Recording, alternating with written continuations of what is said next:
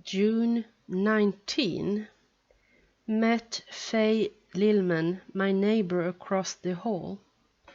When I came back with an armful of groceries, I discovered I had locked myself out, and I remembered that the front fire escape connected my living room window and the apartment directly across the hall.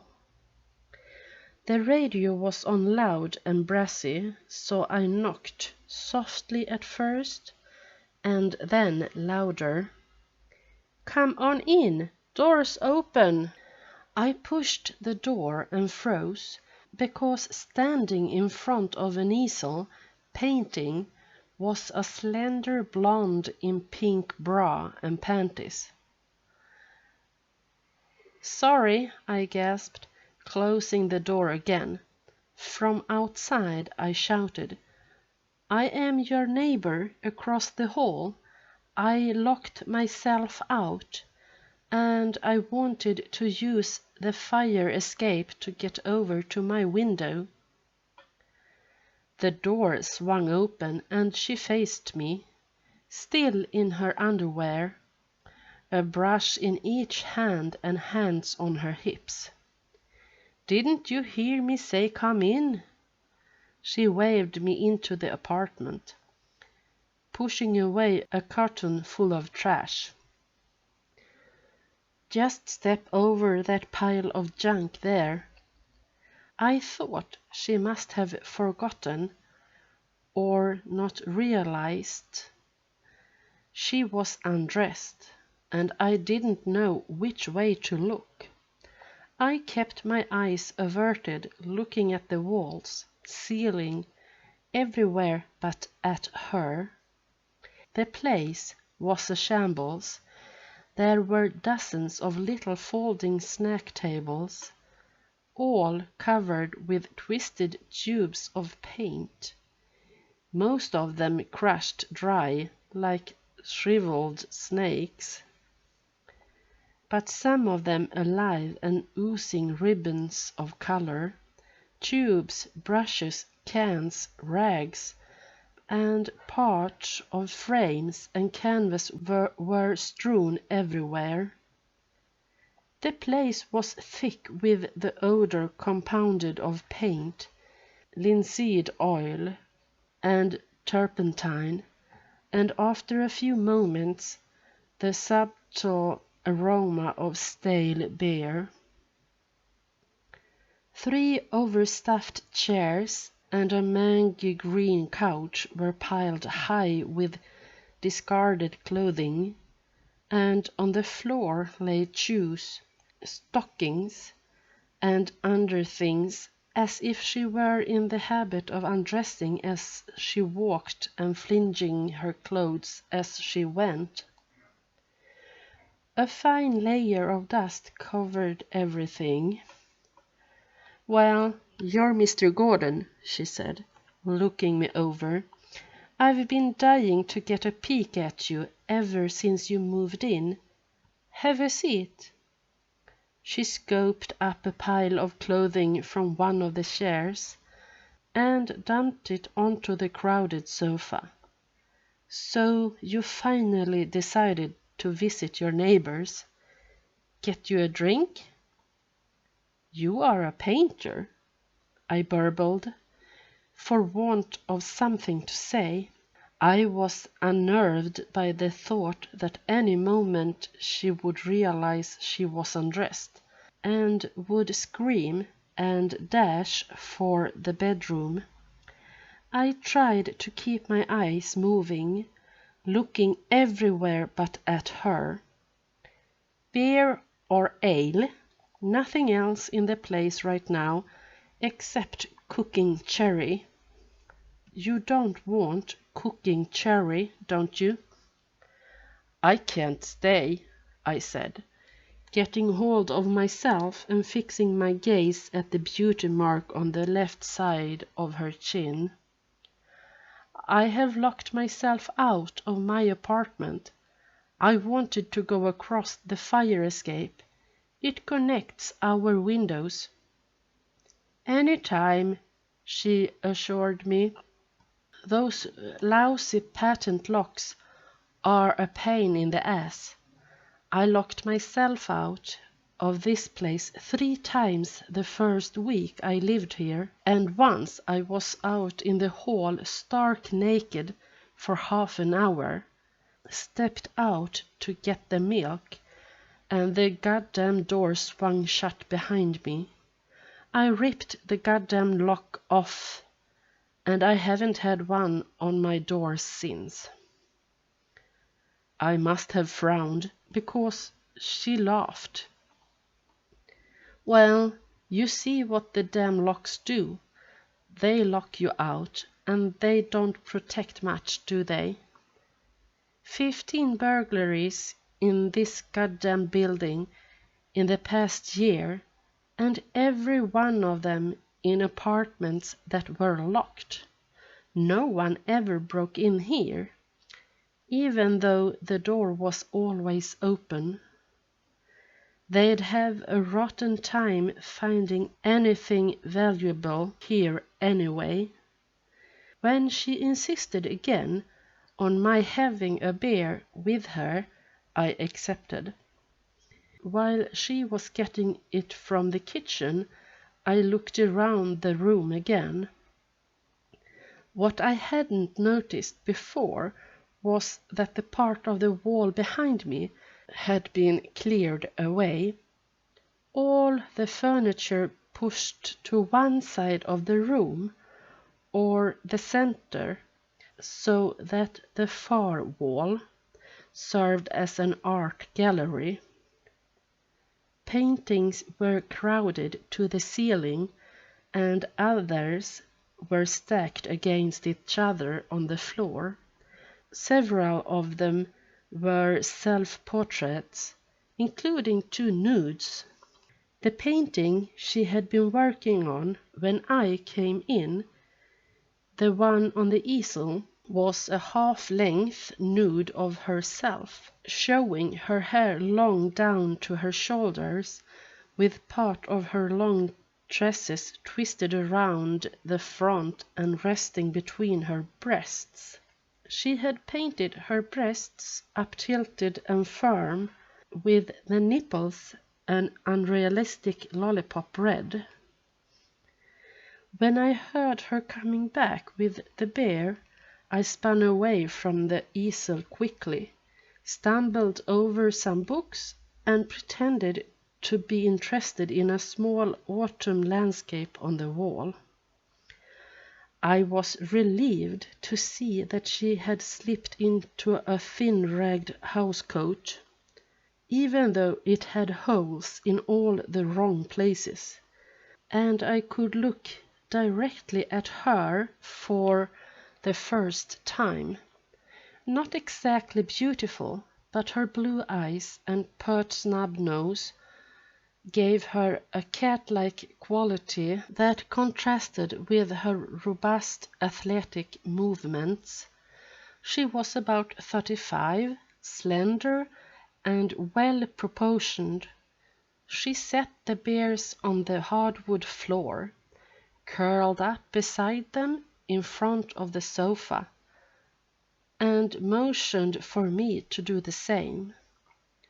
"I find the floor more comfortable than chairs," she said, sipping the beer from the can. "Don't you?" I told her I hadn't thought about it, and she laughed and said I had an honest face. She was in the mood to talk about herself.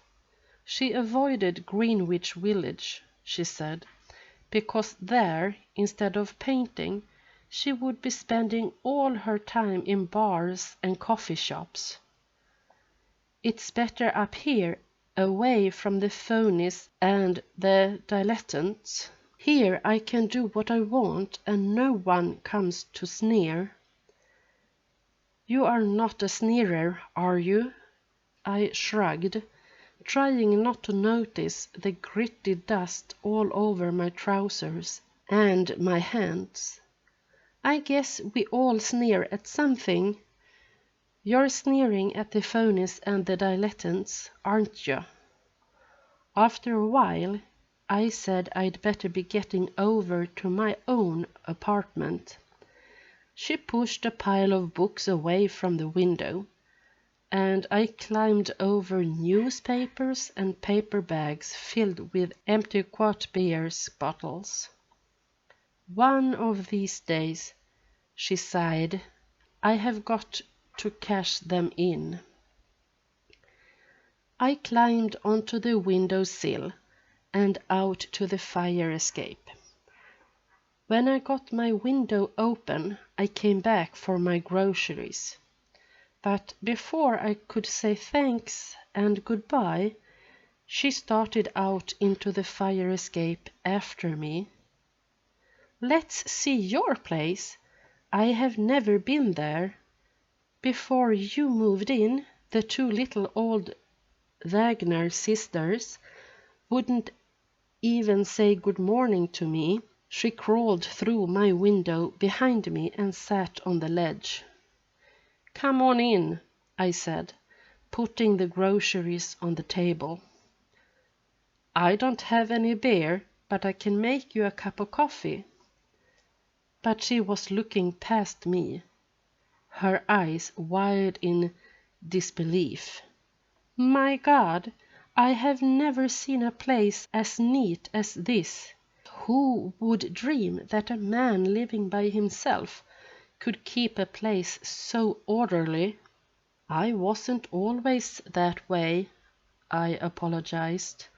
It's just since I moved in here. It was neat when I moved in, and I have had the compulsion to keep it that way. It upsets me now if anything is out of place. She got down off the windowsill to explore the apartment. Hey, she said suddenly, do you like to dance? You know, she held out her arms and did a complicated step as she hummed a Latin beat. Tell me you dance and I will bust. Only the foxtrot, I said, and not very good at that. She shrugged. I'm nuts about dancing, but nobody I ever meet that I like is a good dancer. I've got to get myself all dolled up once in a while and go downtown to the Stardust Ballroom. Most of the guys hanging around there are kind of creepy, but they can dance. She sighed as she looked around. Tell you what I don't like about a place so goddamned orderly like this? As an artist, it's the lines that get me. All the straight lines in the walls, on the floors, in the corners that turns into boxes, like coffins. The only way I can get rid of the boxes is to take a few drinks. Then all the lines get wavy and wiggly, and I feel a lot better about the whole world. When things are all straight and lined up this way, I get morbid. Ugh, if I lived here, I would have to stay drunk all the time. Suddenly, she swung around and faced me. Say, could you let me have 5 until the 20th? That's when my alimony check comes. I usually don't run short, but I had a problem last week. Before I could answer, she screeched and started over to the piano in the corner. I used to play the piano. I heard you fooling around with it a few times, and I said to myself, that guy's goddamn good. That's how I know I wanted to meet you even before I saw you. I haven't played in such a goddamn long time. She was picking away at the piano as I went into the kitchen to make coffee. "You're welcome to practice on it any time," I said. I don't know why I suddenly became so free with my place, but there was something about her that demanded complete unselfishness.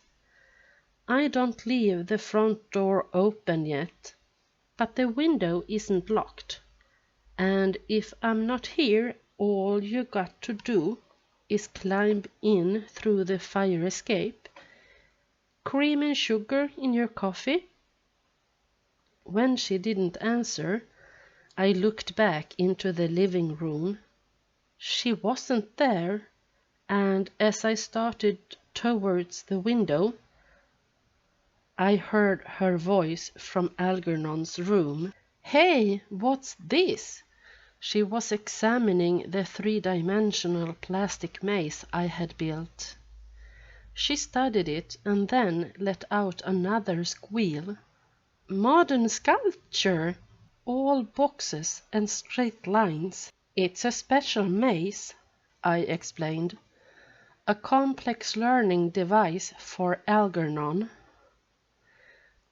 But she was circling around it, excited.